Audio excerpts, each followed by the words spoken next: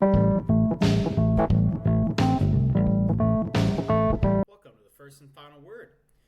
Today we are going to be discussing Wimbledon as well as the FIFA Club World Cup. We will begin with Wimbledon. Nelson, you have the first word. This past weekend, we had the women's Wimbledon final and we had the men's Wimbledon final. If everybody was paying attention to what kind of happened in the French Open with Carlos Alcaraz and Yannick Sinner, we were definitely in store for a wonderful championship, especially in the men's. But let's start off with the women's first, formally. You had 13th ranked Amanda Anisimova versus 8th ranked Iga Swiatek. I hope I'm pronouncing that correctly. This was another wonderful matchup in the ninth year going into where we're going to have another different female winner of the women's Wimbledon. Having both of these athletes with the former champion in Iga Swiatek, who has won a couple of her own Grand Slams, and Amanda Anisimova coming up the ranks in the U.S. tennis. This was definitely intriguing. We saw what Amanda did by beating the number one player in the world in Arina Sabalenka, and what she was able to do in 3 sets with a 6-4, 4-6, and 6-4 stunner to what most thought we're going to see Arina Sabalenka just walk by and if not go maybe in straight sets too, just because of the talent level was completely different. And we've seen what Sabalenka can do, especially on the big stage and with her power shots and everything. That's what she's known for. Not too many different female athletes can keep up with her power, especially on her forehand or heck her backhand too, when she has that capability as well. So all in all, it was I'll say this politely, it was not a cumbersome type of match. This was definitely a walk away by Iga standards. It was 2 straight sets in a 6-0, 6-0. It appeared that Amanda was out of gas and she didn't have any fight, but every time that Iga would throw something at her, Amanda had no answer. And that's exactly how it felt like from the start to the finish. And to see her the way that she kind of teared up a little bit in the post match was a little heart wrenching. And you could tell she wanted to give it her all. But going up against a former champ, especially in the biggest of stages with Iga, it was definitely a tall ask to essentially beat the number one in the world and then do it again on the final stage. So congratulations to both, but big congrats to Iga Swiatek for now winning her essential 6th Grand Slam with her previous Grand Slams in the French Open for the last 4 years from 2020 to 2024 and her U.S. Open Grand Slam in 2022. I'll touch base lastly with the men's Wimbledon also before I hand over to Chris. But, with all the excitement that we have from the French Open between Carlos Alcaraz and then also Yannick Sinner, this was expected to be another classic match. It always appears to be this way with these two, young, talented guys that constantly put it out on, if you will, on the court every single time you see them step out there. So, we all thought, especially with that thriller that we had where Yannick Sinner, back in the French Open, that, he thought he was going to win. And Lord behold, 2 sets up, championship, points coming up. Carlos Alcaraz just roars right back and wins in the last 3 sets in the tiebreaker sets to win the French Open. And what a beautiful French Open that was, final. But granted, again, Yannick, I think he took a lot of that and he showed it in this final match against Carlos Alcaraz. Not necessarily from the get-go, because Yannick Sinner, within the first set, he was able to go 4-2 up, but then we saw Carlos roar back with 4 unanswered as well on his end. So Carlos won the first one, 6-4. But we then saw Yannick just literally say, you know what? It's time to shut the door on Carlos from the second set onward, and that's with all of his aggressive play, with his 15 aces, with his constant forehand, putting essentially the pressure on Carlos. And Carlos simply, even though he had an answer, it felt like Yannick was just one step ahead every single time. Now, granted, Carlos did not have his best game by any means. His drop shots were not hitting. He was not able to move per se all the time like he did in the French Open. He was not able to move Yannick left and right a lot because Yannick was just so technically sound, hitting a lot of these accurate shots. And again, just Carlos, he gave it his all, but it just felt like he was one step behind. Now, to kind of tie it up, with all that being said, I believe this was Yannick's greatest moment so far in his young career, being able to do what he did against Carlos, because granted, it could have been fair to say the least, especially after what Carlos did to him in the French Open final, especially roaring back, especially 2 sets down into the championship point. Psychologically, that's a lot. And then being able to see that Carlos did that again in the first set, that is big time mentally, how strong he is and how he's able to withstand all that pressure. Because there were very times in the match where you could hear not only was Carlos, but the crowd was behind the Spaniard. Not to say that it was a favorite, but Carlos was definitely a crowd favorite, as he always is. So Yannick, congratulations on winning this. This was a great match by you. I congratulate you. This is your 4th Grand Slam.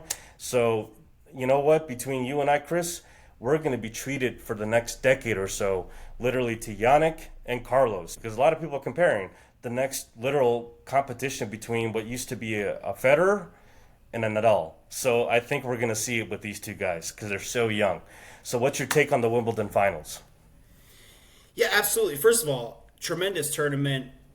Congratulations to all the men and women who were able to compete in this and have success, those who won. And I will start by saying a big congratulations to Amanda Anisimova, I hope I pronounced that correctly, on getting to the Wimbledon final and being the runner-up. I hope this doesn't encourage women to take 8 months off now, as she did, and seeing what she was able to do and coming back from that. We have seen some of that in the past with Naomi Osaka as well, among some other prominent players.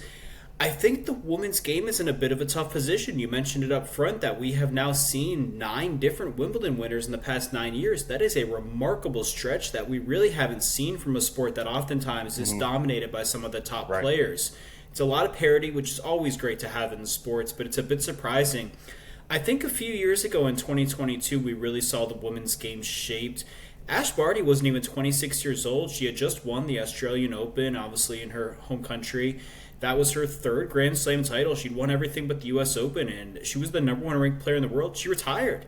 It was pretty stunning. And that was on the heels of Naomi Osaka having taken some time off, who was a young player and a big-time star who's really at the top of her game.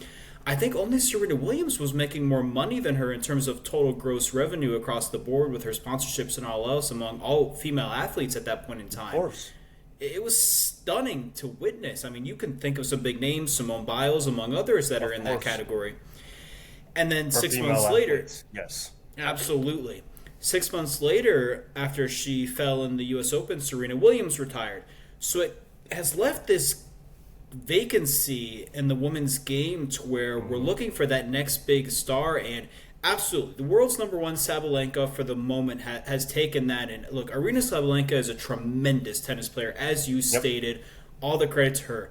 So for Amanda Anisimova to beat her in the semifinal was an unbelievable accomplishment.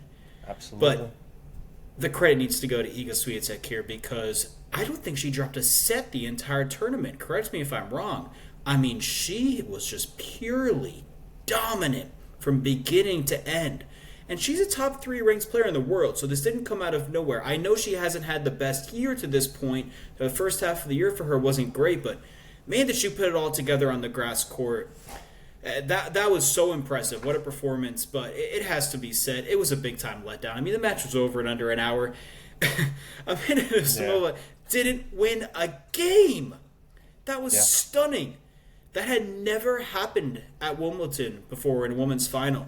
It was the first time it's happened in a women's Grand Slam final in 37 years. The fact that it's ever happened, period, is remarkable. I mean, to get there, you'd think you could win a game. So much credit to Iga Swiatek, and I agree with you. It was a little bit heartbreaking. I mean, credit to her for her sportsmanship.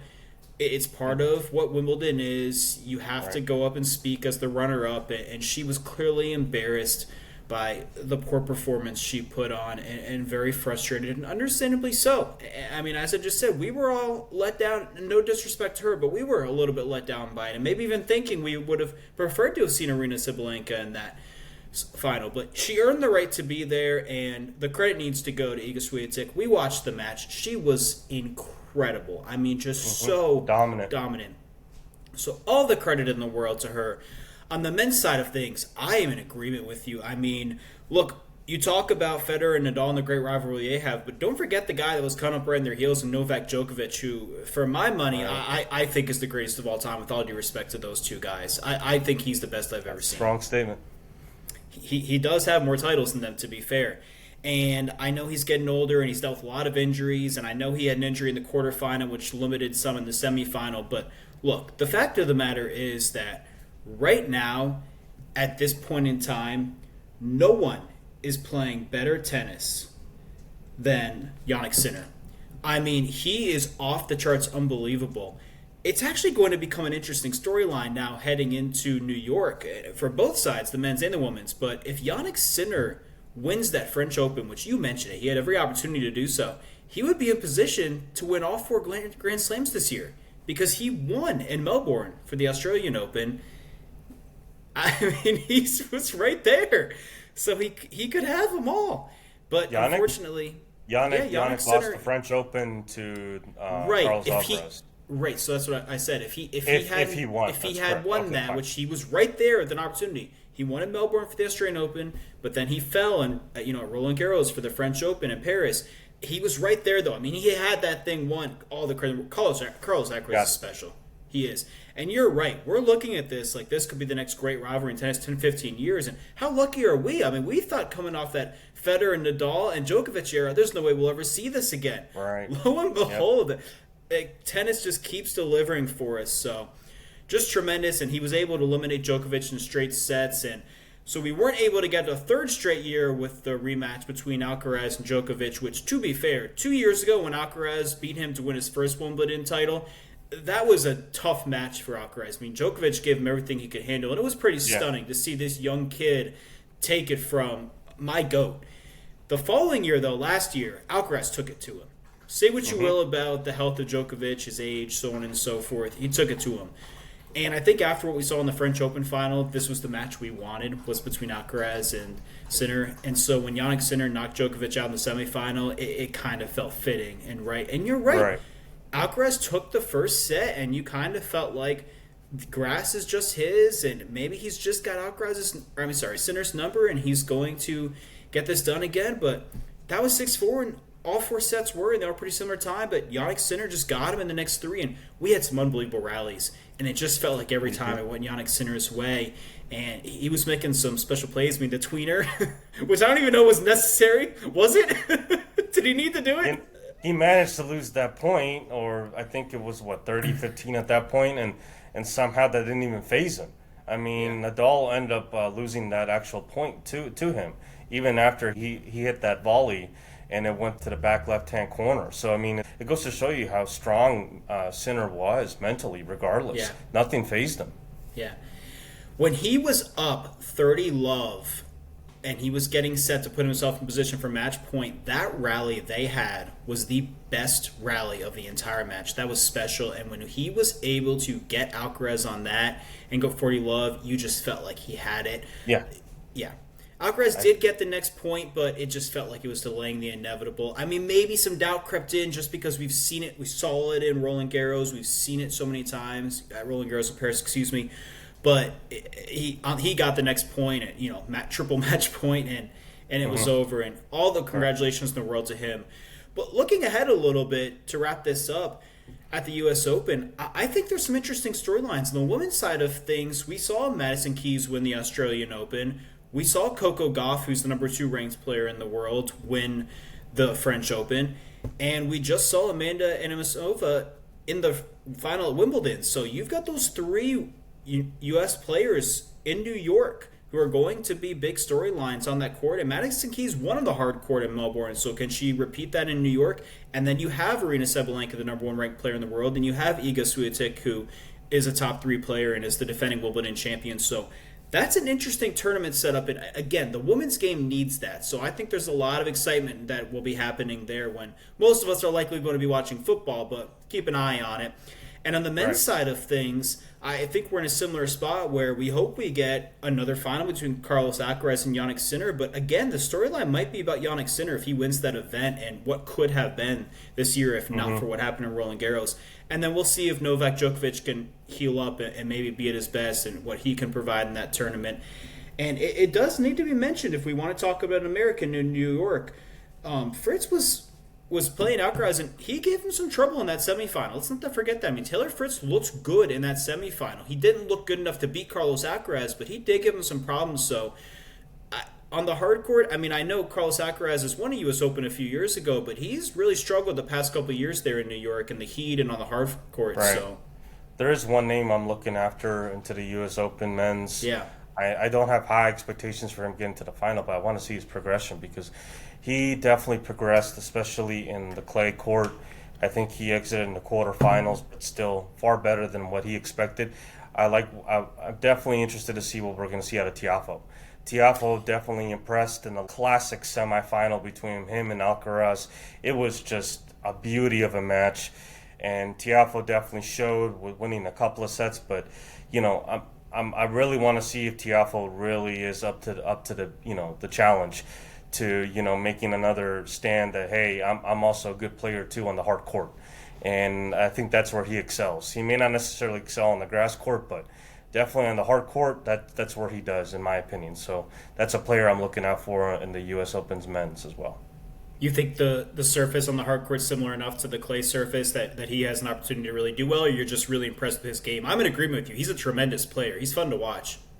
I think with his mobility and I think with his technical, way to be able to especially hit off a backhand, which that's what he excels in. I think that's what puts some players in potential errors and spots because a lot of players, they see him and he may not necessarily have the power per se, but when it comes to his ability to hit off of a serve or per se even off a forehand, he really does, make it somewhat unpredictable for some of these players. And that's what he did against Alcaraz. Alcaraz was stunned in some of those sets. He couldn't necessarily believe with some of the shots that he was, essentially thrown at him. But then you saw Tiafoe just hit some crazy backhands. I mean, I can't tell you how many of those I saw. So it's Tiafoe, I'm excited to see what's coming up for him. And he excels definitely in the hard court, in my opinion. Two quick questions for you before we move on. My first is, do you think the hard court will have a big impact, negative impact on Novak Djokovic's knees and limit his ability? I think it'll depend on the weather because the weather has not been too kind lately, especially with, the Joker, essentially him, right? Even though we call, the Joker for Denver Nuggets, but he's also the Joker too. Absolutely. So, it'll definitely depend on the heat and the humidity because New York, especially in that kind of environment, the humidity will definitely sit in between those big buildings and areas. So it's really going to put a profound effect as to when he's going to play his matches. Is he going to play his matches from early on during the day, or is he going to have evening matches where he can, maybe per se have some more stamina, withstand some of that endurance per se as well on his body because he is getting older. And the one thing that we are seeing with him is he's more injury prone. So I think he's going to have to find a way to manage all that. And if he's got to essentially put out his best to win essentially early on 2 or 3 straight sets if he has to in the beginning matches, then he's going to have to do that. So that way he doesn't continue to expose his body to more and more and more, right? Because let's be honest, like you said, we arguably think he's top 4, if not top 3 best men's players still on the planet. So he can still get to the final. It's just a matter of how much of a joker are we still going to see when that semi happens, right? Are we going to see him at full strength? And this one you can just give a quick answer to. I know we're getting a little bit off topic since we're discussing Wimbledon here, but do you feel that Carlos Alcaraz has surpassed his fellow Spaniard Rafael Nadal as the king of clay at this point in time with him winning the past 2 French Opens? No. I think Carlos... I guess not surpassed, but taken over for that role. That he's current king of clay. I'm not saying he's the king. He's the king of clay. I'm sorry. I stated that wrong. I apologize. To keep it short, he's the king of clay now. Yeah. All right. Well, we'll move on to the FIFA Club World Cup. You have the first word, Nelson. So, Jesus, what a wonderful FIFA Club World Cup tournament we had this year. It was definitely wonderful to see all the fans coming all from across the world to watch their favorite teams all the way from Brazil with some of those wonderful teams down there. Then you had some of the teams too from the Middle East, where you had Al Ahly and then you also had Al Hilal. everybody was showing up for the teams. It did not matter if you were a smaller team or not. The fans were repping, and it was a wonderful tournament.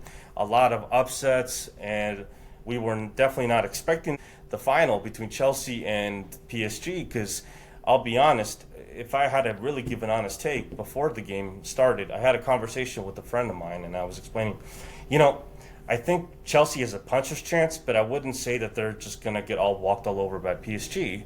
And the reason was because they had the talent on the flanks to actually really counter what PSG loves to do, which is essentially go from the midfield out and really stretch you. And I thought if they could do that and they could exploit their chances, then they can really put PSG on their back heels. But besides that, I really thought, okay, well, PSG is just too good. They have really been annihilating everybody. We saw what they did to Real Madrid in the semifinal. Real Madrid had no response whatsoever after the second goal came in. And then you also have Enrique Lopez, their head coach for PSG, who's a master. He ran MSN, Messi, Suarez, and Neymar when he was with Barcelona. So we know that he was going to bring some similar tactics for PSG. And that's what he did all year long. They won the French League 1. They won the UEFA's Champions League. So these guys were clearly the heavy favorites. Meanwhile, you have Chelsea that for I don't want to say many years, but for such a while before, right? They were a dominant, or at least a top 4 flight team in the EPL.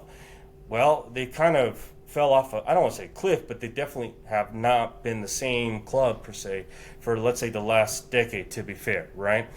And to see them with the emergence, definitely with the coaching that they gotten from their head coach, Maresca, who they brought on this year, and all the other talent that they were able to bring with Enzo Fernandez and everybody else, they definitely had some strides coming into the EPL. I believe they finished 4th, and now they're in the Champions League qualifying. But without getting too far ahead, though, still, they brought that consistency in play, and they did what they had to do in the FIFA Club World Cup tournament. They ran through teams, they beat the teams they needed to.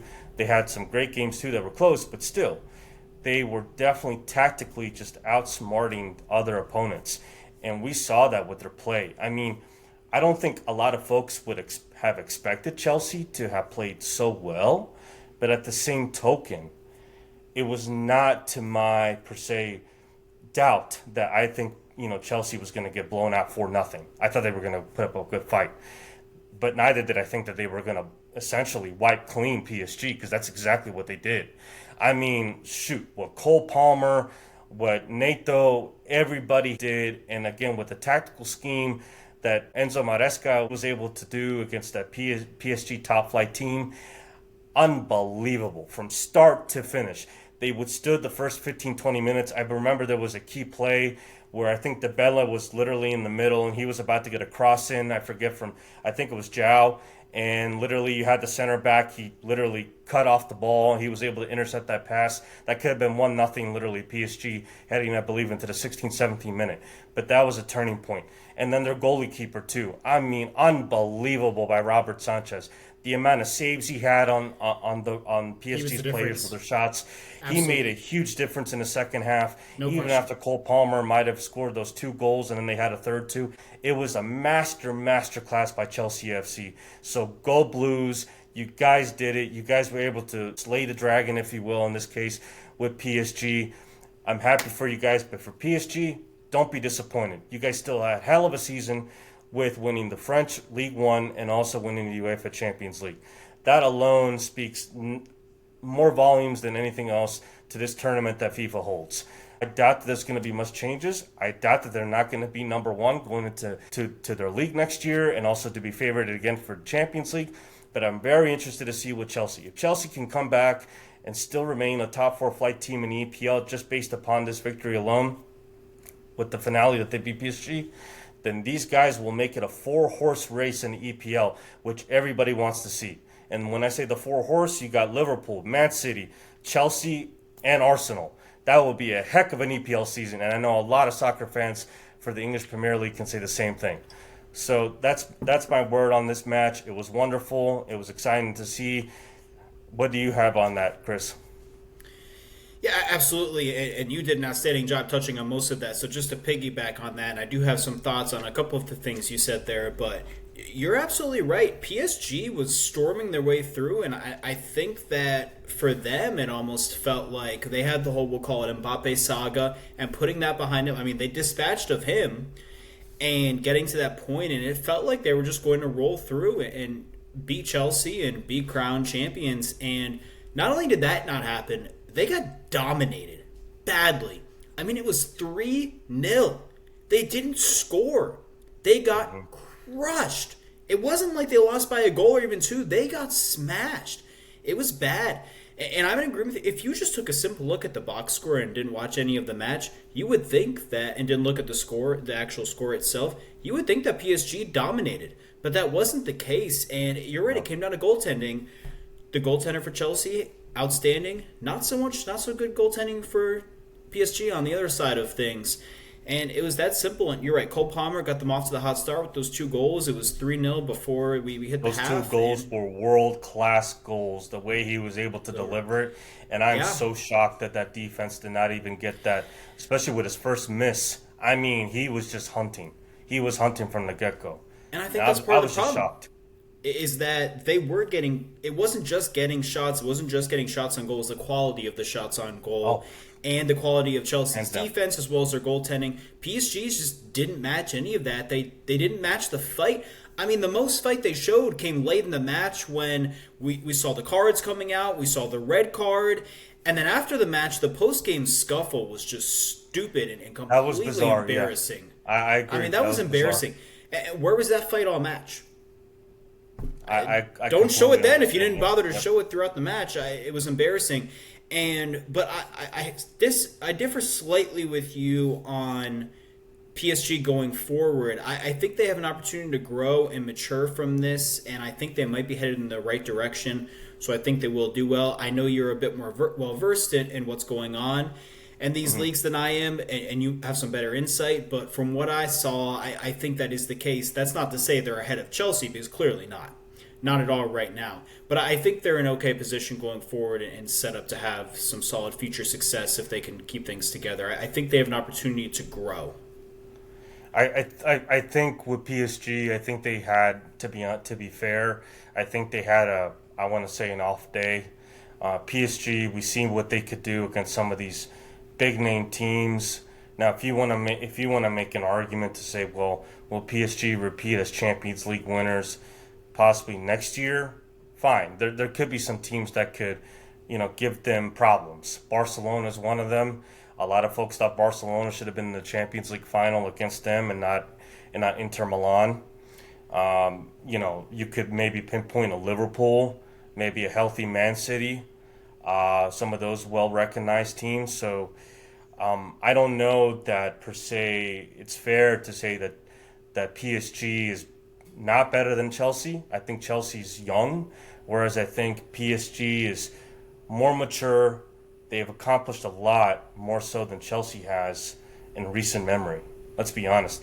It was PSG's first Champions League. I don't know in their history. You could double check that, but it definitely wasn't some time, especially what you elaborated. They had Messi, they had Mbappe, they had Neymar. I mean, name all the big names, and they could never find a way. They could never find a way, and now they were able to accomplish a feat that not most people thought would have happened last year.